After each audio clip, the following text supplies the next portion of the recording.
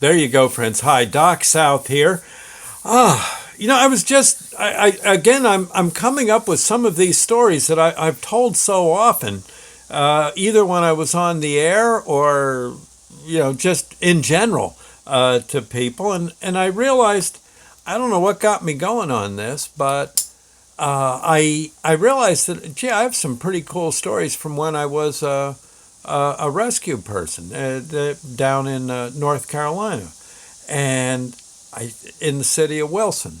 Oh, this was years and years ago now. I imagine most of those members I was with, well, some of them are probably, they were pretty old to begin with, some of them, but the ones more my age are probably now the old timers sitting around saying, yep, I remember back in 67, and like that. Gosh, when was I down there? Well, it was let me think, it had to be the late 70s into the early 80s. And I got to say, I don't know why I didn't stick with it. It would have been, I think, a very good idea. But still, I would have had so many stories. Oh my gosh. Maybe I would have had too many stories. It could be. But then again, I don't know. I think a life that when you leave, you realize you've got all these stories you've lived and you've told and shared, and I don't know. You can you can rest in peace because you got them out. I would suggest to you too, get your stories written down, even if you just record them for yourself. You think of what your grandchildren will think someday. My gosh, that grandpa, grandma, boy, they were a pair. Listen to those two. Yeah, you have a pretty good time. And but one, yeah. Now I was with the rescue squad, and I think I've said how, especially when we were finally into, getting certified for higher ranks than EMT. A lot of that had to be done with, the doctors and nurses had to train you how to do different things, how to set IVs and give shots and stuff like that. Nothing, you didn't really do too much brain surgery or anything. But the point is they'd often grab you like you were an intern. You'd be walking down the hall thinking, "Well, I'm going to get me a nice cheeseburger at the commissary." Yes, sir. Oh, they're serving breakfast down in the employee dining room, and you're marching there, and all of a sudden, the doctor says, "Hey, where are you two going? Come here with me. I'm going to do an operation here. I want you to watch." Okay, and you would do this kind of stuff, and I do remember they had a guy in a darkened room, and the doctor brought us in. He was out cold. Not the doctor, the patient, out cold. Oh, he was zonked out. And they, I guess, much like they do when they do a colonoscopy. Okay, only in this case they were going down the guy's into his stomach. He was complaining of. The doctor told us. He said this man's complaining of severe stomach pain, especially if he drinks anything, any alcohol, and certain spicy foods are really hurting him. I want you to take a look, see what you can find. And in his stomach, he says, "Yeah, we got a tube inserted. Now, I haven't even looked yet." I think the guy was kidding. I think he had looked, but he's saying, "I haven't even looked yet. I want you to tell me what you see." I said, "Well, okay." What they had was this tube, about as thick as a pen, yeah, maybe a little thicker, and sort of rubberish, and it, yeah, you could make it go down various nooks and crannies. There was ways to make it move, and they showed us that. And he says, "Okay, now let me turn out the lights in here. Let me show you what you're dealing with." They turned the lights low. In fact, I think turned them out. It was dark in the room. He hits a button, and all of a sudden the guy's belly lights up. Yeah, you could not to where you could read by it. You couldn't put a book there and read from the light coming out of his stomach. And no, he wasn't cut up at all. No, he was just laying there. Basically, you could see him pretty much from his belly button to he had his shirt off, and you could see where his stomach was. There's the light. And honestly, I didn't realize stomachs were up quite as high as they normally are. And he says, "Now, come on, go in there and take a look." Now, they had the tube inserted. He says, "Pull it out a bit further, and you're going to go down the esophagus. Take a look, see if you see anything." So evidently, the tube, we could see the light. It was kind of up, closer to his throat. And I'm looking. There's like a little thing you can look through, and a little eye. In fact, there were dual eye sockets if you wanted to get, if the two of you wanted to look, if two people wanted to look, or I guess you could look with both eyes. But I was going with one. I figured one eye, my other eye ain't so good from the auto wreck, so I'm looking with the one, and going down. He says, "Now go slowly." And just go down and keep looking. And basically what you saw was as if you were in the pipe. You were made real tiny and you're looking down the pipe. They were going down his esophagus. Yeah. And no, not up near where his windpipe was. They got past that. They said there was kind of a trick to that and didn't want to goof up. And I'm going down, looking and looking. He says, "You see anything on the walls?" I said, "No, sir, I do not. Nothing. I see, wait a minute, I see something. My gosh, I think I see his belly button."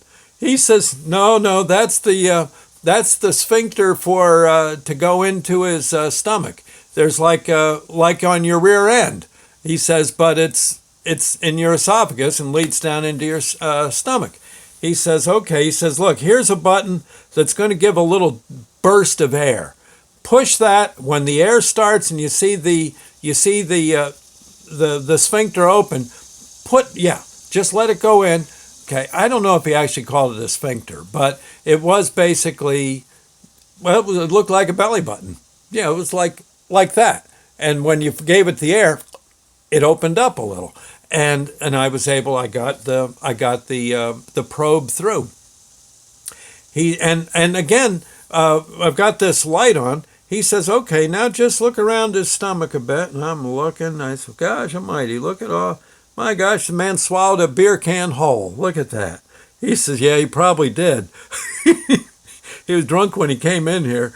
I said, "Oh my gosh, there's a swizzle stick.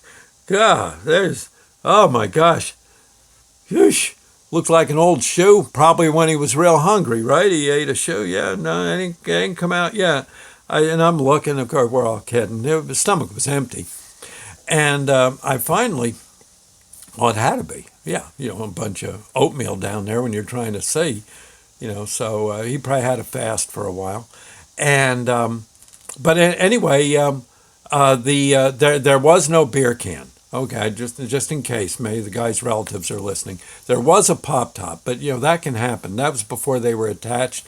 You could chug a beer, and next thing you know, you swallowed the darn thing. But other than that, and I'm looking around, and finally, I say, "Oh my gosh, look at that."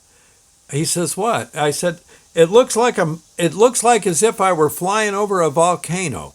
There's like this. It's sort of a peakish kind of thing. It looks like a volcano with a crater, and the crater, when I put the light on it, it's all kind of, it's red like lava, like I'm looking down a volcano, full of lava, about ready to erupt. And he says, "Really?" He says, "Give that a little dose of air." I give it, and the red started to move a little. And I said, "Well, it moved a little. I don't think any of it came out, but it just kind of." He says, "Well, doggone," he says, "I think you found that fellow's got an ulcer. You found it." I said, "I did?" He says, "Yeah, that's an ulcer." And he says, "At least from what I can gather, let me take a look. Step aside here, or let me look in this other eye port." And he looks, he says, "Doggone, yep, you found an ulcer. Doggone it, that's what's wrong with the fella." He said it kind of hurt when he drank beer, and he was really concerned. And there you go. And of course, whiskey's out of the question. He got an ulcer. Oh my gosh, it really burned. And we thought maybe he had a hiatal hernia, but you said, let me back up the probe a little bit. No, the port, the sphincter going into his stomach appears to be okay. I think there's a name for it, and I can't think of it right now. keep wanting to say duodenum, but I don't know if that's right.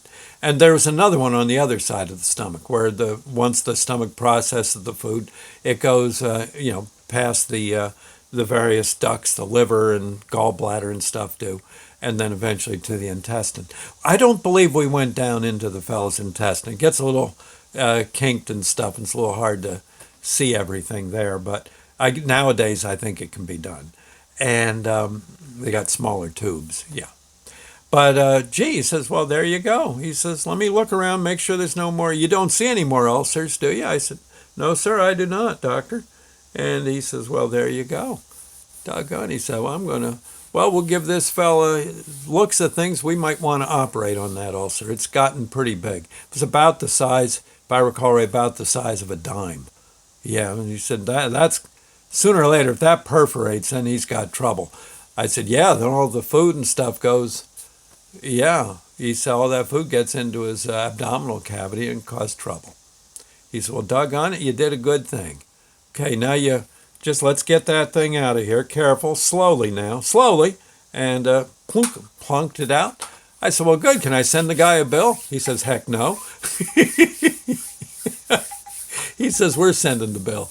And but he says, I do thank you. And at least now when someone says they got an ulcer, you got an idea as to what you're dealing with. I said, that's pretty good.